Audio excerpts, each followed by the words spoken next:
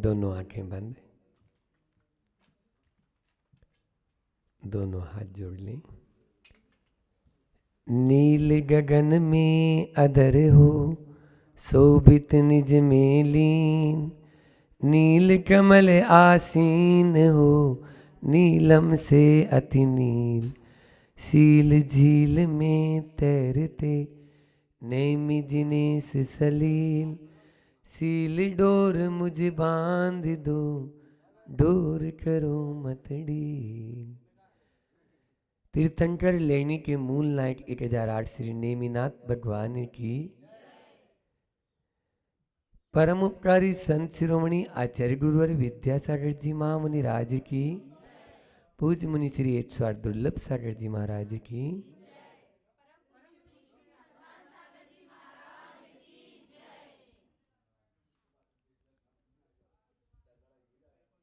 जो भी पदार्थ वस्तुएं हमें दिख रही हैं वे बनती है, बदलती है और बिगड़ती है। जिसको उत्पाद व द्रव्य भी बोलते हैं। उत्पाद और वे चलता ही रहता है। सूरज उठता है, फिर चढ़ता है, अब धीरे धीरे ढलान की ओर है। इसी प्रकार से हमारा जीवन है। हम इस जीवन में जन्म होता है, बड़े होते हैं, किशोर अवस्था जवानी आती है और उसके बाद बुढ़ापा धीरे धीरे आ जाता है। और एक दिन ऐसा आता है कि वह भी बुढ़ापा भी खत्म। किसी ने कहा है, बचपन तेरा सूर्य सुबह का और दोपहर समझ जवानी। बचपन तेरा सूर्य सुबह का और दोपहर समझ जवानी। सांझ डले तो आया बुढ़ापा, रात को समझो खत्म कहानी। रात को समझो खत्म कहानी।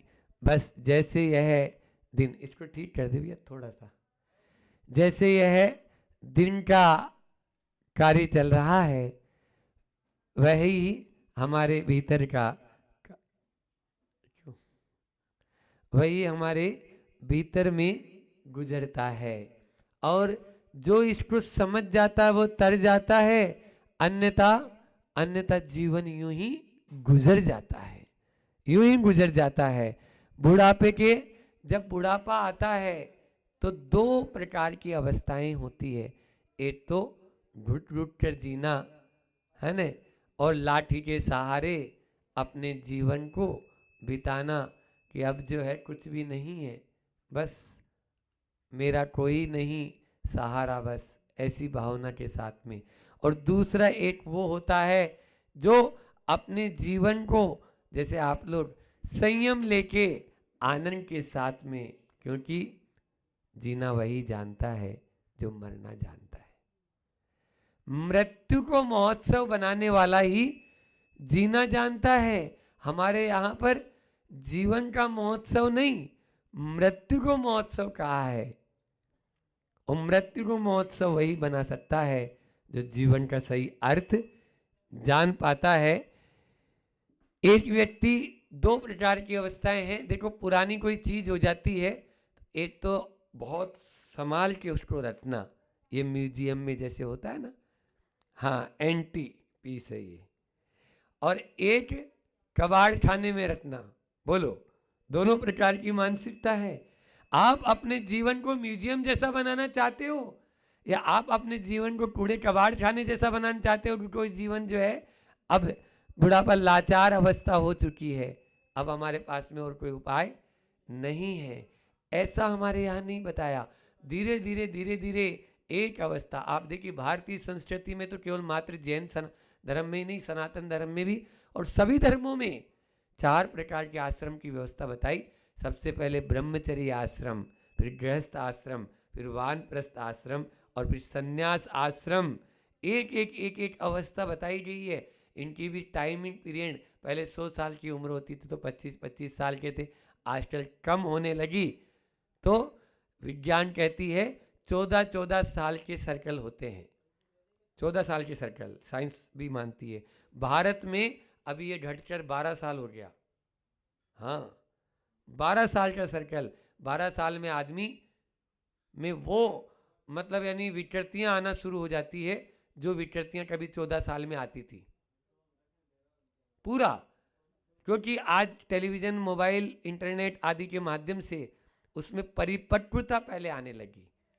तो वो जो परिपक्वता 14 साल में आती थी वो, इसलिए 14 साल बाद में विवाह हो जाता था। अब तो वह विवाह होना चाहिए लेकिन वो होता ही नहीं। हाँ, 22 साल, 23 साल, 25 साल की लड़कियां हो जाएगी या 28 साल की भी हो जाएगी, तो अभी नहीं। अभी तो हम, आचार्य श्री जी ने एक बार कहा था कि विवाह कब, ये भी एक उम्र होनी चाहिए ना। चारों आश्रम आपको बताए गए हैं, तो गृहस्थ आश्रम में प्रवेश करना है तो कब करना है? जिस समय आपकी उम्र ही गुजर चुकी है। अब आप क्या करना चाहेंगे? कुछ भी नहीं।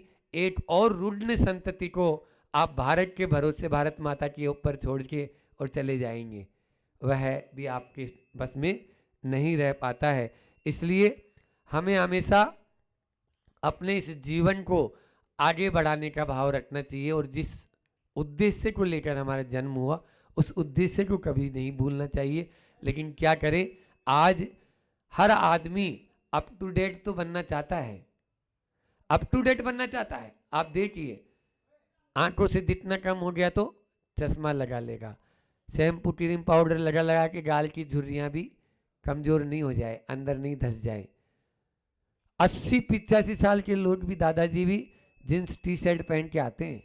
कई बार ऐसा अचंभा होता है, कितनी उम्र है वो, डाई से बाल बिल्कुल, बोलो ना, आप लोगों की बात है।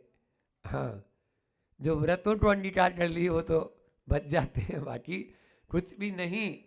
कब्र में पांव लटकने की स्थिति में भी वो अपने, लेकिन संत कहते हैं हमेशा अप टू डेट बनने वालों को भी समय एक ऐसी चीज है या काल एक ऐसी चीज है जो आउट ऑफ डेट कर देता है, आउट ऑफ डेट कर देता है उसको।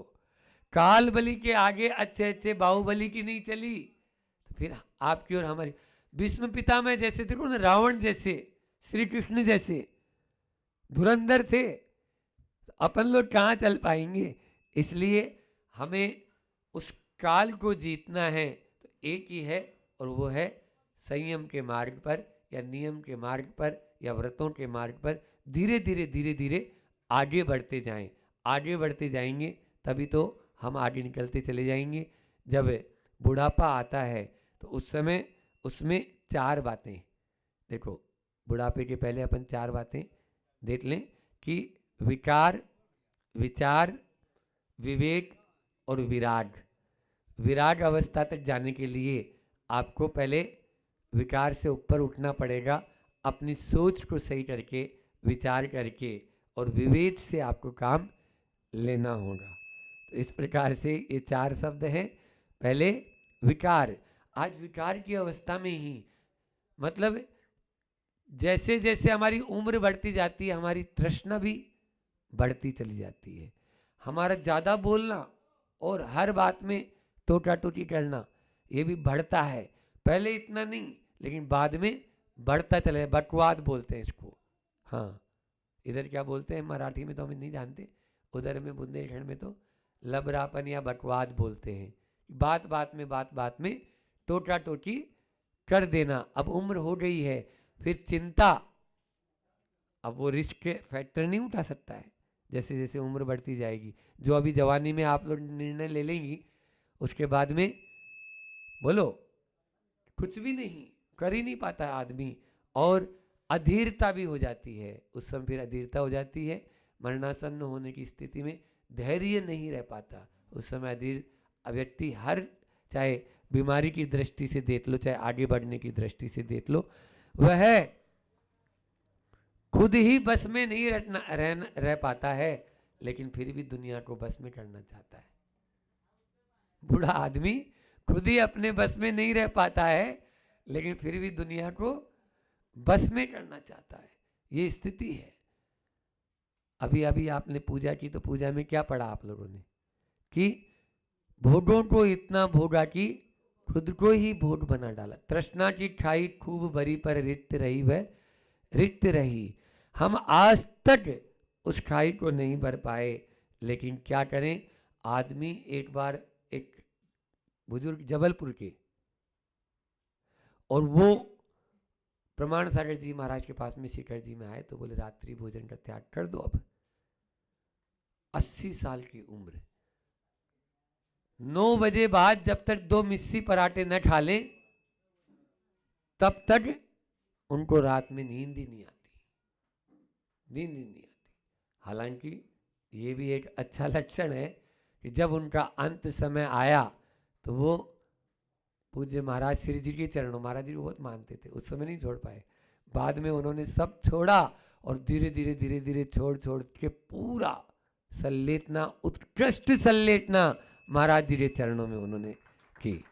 ये उन्हीं व्यक्ति ने तो कहते हैं जो व्यक्ति रात को मिस्सी 80 साल की उम्र में, लेकिन उनकी फिर बहुत अच्छी सल्लेटना बाद में हमारे हम भी थे तो उस समय हुई। आदमी जैसे थन के ऊपर जोंक होता है, प्रवचन सार में आता है, ये प्रवचन सार में सोदर में इंद्र तक को उपमा दी। जैसे थन होते हैं गाय भैंस के, उस पे जोंक चिपकी रहती है, ऐसे ही व्यक्ति की आसक्ति चिपकी रहती है वस्तुओं के प्रति। आप देखो खराब चीज भी हो जाएगी उसको फेंकने का नाम नहीं। आसक्ति का मतलब जानते हो, जो आ सकती है लेकिन जा नहीं सकती, उसी का नाम है आसक्ति। आसक्ति है बस वो जा नहीं सकती है, आसक्ति है। औरों में तो छोड़ो, व्रतियों में भी ऐसी आ जाती है, लेकिन बस कुछ भी नहीं, अपना कुछ नहीं है, उसको छोड़ना 1 मिनट नहीं लगनी चाहिए, तुरंत अलग कर दो। जितना अलग कर देंगे, डिटेच कर देंगे, उतना ही हम हल्के होते चले जाएंगे। कल मैंने कहा था डिलीट, हाँ मोबाइल की मेमोरी को डिलीट करना सीखो। अगर डिलीट नहीं करेंगे तो वो हैंग होना शुरू हो जाता। कई प्रकार के व्रत होते हैं, ज्ञान व्रत, वयो व्रत, अनुभव व्रत, तपो व्रत, है ना। अनुभव में जिनका यानी जो है ना खूब परिपक्वता आ गई तो भी ज्ञान में भी व्रत होते हैं। वयो व्रत, बाल पक गए हैं, अवयो मानते ही नहीं है लेकिन कि हम बूढ़े हो गए, वो अपने आप को बूढ़ा मान, कोई भी कहलाना बूढ़ा पसंद ही नहीं करता है, लेकिन धीरे धीरे बूढ़ापा तो आएगा ही। आचार्य श्री जी तो अभी इन वर्षों में कई बार बोल चुके कि आप लोगों का भी बूढ़ापा आएगा, ध्यान रखना धीरे धीरे। क्यों? क्योंकि मालूम है ना, धीरे धीरे धीरे धीरे जो है अपने उस तरफ, और वो बहुत सजग, एक एक पल सजगता रहती है। आचार्यों ने बताया कि जब हमारी उम्र 25 साल की हो और हम ग्रस्त अवस्था में प्रवेश करें 20-25 साल की उम्र में, तो 50 साल की उम्र तक का एक टारगेट बना लो, वो टारगेट बना लो, उसके बाद में आपको कोई दिक्कत नहीं होगी। और 50 कैसे बनता है बोलो, मनावर वाले बताएंगे। 5 के आगे 0 लगा दो, बस 5 को 0 कर दो, आप हीरो बन जाएंगे। वो 5 कौन कौन सी 0 करना है, शून्य करना है, वो आपको याद रखना है, ठीक है ना। सबसे पहले अहंकार शून्य, क्या करना है, अहंकार शून्य।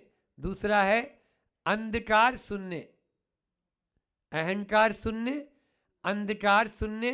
फिर तीसरा है अधिकार शून्य, चौथा है अंगीकार शून्य, और 5वां है अलंकार शून्य। इन 5 को शून्य कर दो, अपना जीवन 50 तक आते आते स्वर्णिम हो जाएगा, और फिर वानप्रस्थ जाने में अपन को दिक्कत नहीं आएगी, छोड़ने में, और संन्यास तो फिर कोई बात ही नहीं है। इस प्रकार से क्रम बताया। अब अहंकार नहीं ज़्यादा, 50 के अप्रोच यहाँ पर ज़्यादातर वही लोग बैठे हैं जो 50 के आसपास, 40 के ऊपर हो गए हैं। तो वह यह बात सोचे कि अब मुझे कुछ नहीं, 50 आने में कोई टाइम नहीं लगेगा, अब मुझे ईगो बार बार हर चीज़ में उसको गो करना है। ईगो वो बस मैं हूं ना, मेरा नाम नहीं है। तो ये जो ईगो है ना, इसको कम करेंगे तभी अहंकार भी कम होगा। अहंकार हमें नीचे की ओर ले जाता है। हाँ, रावण जो था वो कामी नहीं था, वो मानी था। मानी था वो। पूरी की पूरी रामायण की रचना का बेस उसी के ऊपर हो गया, मान के ऊपर ही। वह मान के उसमें भूत उसके ऊपर ऐसा सवार हो गया कि अब मैं यदि छोड़ दूं तो दुनिया क्या कहेगी। सबसे बड़ा भूत, हाँ, सबसे बड़ा रोग, सबसे बड़ा रोग बोलो ना, क्या कहेंगे लोग। सबसे बड़ा रोग क्या कहेंगे लोग। बिटिया की ब्याह करना है और ब्याह के अंदर मान लीजिए आपने 5 लाख रुपए लगाए। अरे देखो कैसा, अब 3 बेटियां हैं मान लीजिए, तीनों का ब्याह करना है तो 5-5 उसने सोच लिया भाई इतना इतना लगा के हम कर लेंगे अपना। लेकिन बस, और दुनिया कुछ भी नहीं, खा के चली जाएगी और बुराई भी आपकी करेगी। अरे क्या पता उन्होंने क्या बनाया था, कुछ अच्छा ही नहीं बिल्कुल भी, मतलब खा के आए जो। बोले अच्छा कितने आइटम बने थे, बोले आइटम तो लगभग वहाँ 15-20 थे, ज़्यादा ही होंगे। तो तुमने कितने खाए, बोले हमने तो पूरे खाए। पूरे आइटम खा के आता है फिर भी बुराई करता है। तो अहंकार शून्य। फिर है अंधकार, सुन रहे हो महेंद्र जी। अब मोह रूपी अंधकार नहीं, हाँ, बहुत अंधेरे में रह लिए। सबसे बड़ा अंधेरा मोह का अंधेरा है। बस ज्ञान का उजाला आते ही अज्ञान का अंधेरा छट जाता है। जैसे सूरज आते ही कभी अंधेरा रहता है। एक बार अंधेरा परमात्मा के पास पहुंचा और बोला आप इस सूरज को समझाओ ना, जैसे तैसे मैं रात बिता पाता हूं और सवेरे सवेरे आके फिर मेरा पीछा करके आदम हटता है। तो परमात्मा ने बोला कि मैं बुला लेता हूं सूरज को, सूरज को अभी बुला लेता हूं। सूरज को बुलाया तो सूरज ने, क्यों भैया तुम उस अंधेरे को क्यों परेशान करते हो। बोले कौन सा अंधेरा, कैसा अंधेरा, मैंने तो आज तक उसको देखा तक नहीं, मैंने तो आज तक उसको देखा तक नहीं। यही स्थिति हो रही है। हाँ, अंधेरा, जहां पर ज्ञान आ जाएगा वहां ज्ञान रह नहीं पाएगा। लेकिन हम ज्ञान के साथ में हम क्या करते हैं, दोनों नावों में पांव रख के चलना चाहते हैं, थोड़ा थोड़ा ज्ञान थोड़ा थोड़ा अज्ञान। ऐसा नहीं, वो दो नावों में सवार होंगे तो फिर कहीं के नहीं रहेंगे। एक में बैठना होगा। आपको अपनी श्रद्धा को मजबूत बना के विश्वास कर लेना होगा। इसके अलावा ऐसा ही इदमेव इद्रस्ममेव, ऐसा ही है तत्व, इसके अलावा दूसरा है ही नहीं। सम्य दृष्टि जीव इस अंधकार से दूर रहता है। वो अपने कुटुंब कबीले का पालन करेगा, सब काम करेगा, खिलाएगा पिलाएगा निलाएगा दुलाएगा, पत्नी को पत्नी मानेगा, लेकिन भीतर से न्यारा रहेगा। रेशम दृष्टि जीवड़ा कुटुंब कबीला पाल और भीतर से न्यारा रहे। धाय खिलावे भाल बाल, जैसे धाय बच्चे को खिलाती है, वो जानती है ये बच्चा मेरा नहीं है, लेकिन जरूरत पड़ने पर उसको दूध भी अपना पिला देती है। बस यही सम्य दृष्टि जीव की परिणति होती है। वो रचेगा पचेगा नहीं, गाफिल नहीं होगा। बहुत ज्यादा लाभ हो गया तो खुश नहीं होगा, बहुत ज्यादा घाटा हो गया तो वो दुखी नहीं होगा, टेंशन में नहीं आएगा, डिप्रेशन में नहीं जाएगा, अवसाद में नहीं जाएगा। ऐसी स्थिति, ये सब तभी होगा जब अंधकार से हम शून्य हो जाएंगे। और उसके बाद में अलंकार शून्य, अधिकार शून्य। बहुत बढ़िया, हाँ ठीक है, अधिकार, अधिकार शून्य। अब अपने अधिकार में कुछ भी नहीं रखेंगे। समझ में आया। बहुत सारे देखो, चाबी को यहीं लटकाए रखोगे तो एक दिन एक न एक दिन तो या तो छुड़ा ली जाएगी या छूट जाएगी। क्या बोला, या तो छुड़ा ली जाएगी या छूट जाएगी। और आप बाइज्जत दे देंगे तो फिर कोई दिक्कत नहीं। हाँ, इतना जरूर है, आज वर्तमान परिप्रेक्ष्य में इतना अपने अधिकार में रख लेना ताकि अपने व्रतों का निर्दोष पालन आप कर सको, किसी के मोहताज न होना पड़े बस। लेकिन इतना रखें, बाकी सब आप संभालो अपना, आप देखो, मेरी जिम्मेदारी खत्म। फिर अधिकार के बाद में अलंकार शून्य। ठीक है ना। अब बहुत ज्यादा टिप टॉप नहीं, बहुत अलंकार हो चुके। आज अभी बताया ना मैंने कि बूढ़े हो जाते हैं तो भी, आप ये बताओ, सफेद बाल अच्छे नहीं लगते क्या हमारे? देखो महेंद्र भैया कितने अच्छे लगे, हाँ, लेकिन आदमी उनको पोतना शुरू कर देता है। कितना यानी खिजाव वगैरह ये बहुत ज्यादा हो चुका, पहले नहीं था ये सब, लेकिन आज हर चीज में अलंकार अलंकार आ गया। तो वह अलंकृत तो रहता नहीं, वही अलंकार हमारे लिए गले का हार जो है ना, वो हार का कारण बन जाता है। फिर उसके बाद में अंगीकार शून्य अंतिम। अंगीकार, अब नया कुछ भी अंगीकार नहीं करेंगे, अभी तक जितना है बस उसमें काम चलाएंगे। अब क्या अंगीकार करना है? जब छोड़ना ही है तो फिर क्यों अंगीकार करना? इस प्रकार से इन 5 को यदि हम अपने जीवन में शून्य कर देंगे तो अपना आप ही शून्य हो जाएगा और हमारा जीवन भी आगे बढ़ता हुआ चला जाएगा। इस प्रकार से फिर से रिपीट कर लें एक बार, कौन कौन से 5 शून्य बताए? सबसे पहला अहंकार शून्य, दूसरा हाँ अंधकार शून्य, तीसरा अंगीकार शून्य, चौथा अधिकार शून्य और 5वां अलंकार शून्य। आगे पीछे करके कर सकते हैं। इस प्रकार से हम अपने जीवन को बहुत बढ़िया से आगे तक चलाएं और इसको खुशी खुशी, जैसे पेड़ से पत्ता गिरता है, इसी प्रकार से हमारा ये जीवन का भी अंत हो और मेरे सामने एक संत हो, ऐसा भावना प्रतिदिन करेंगे तभी मिल पाएंगे और तभी हो पाएगा, नहीं तो नहीं हो पाएगा। जीवन को आनंद के साथ में जिए, इसी परम पुनीत भावना के साथ में। बोले अहिंसा परमो धर्म की। आचार्य गुरुवर विद्यासागर जी महामुनि राज की।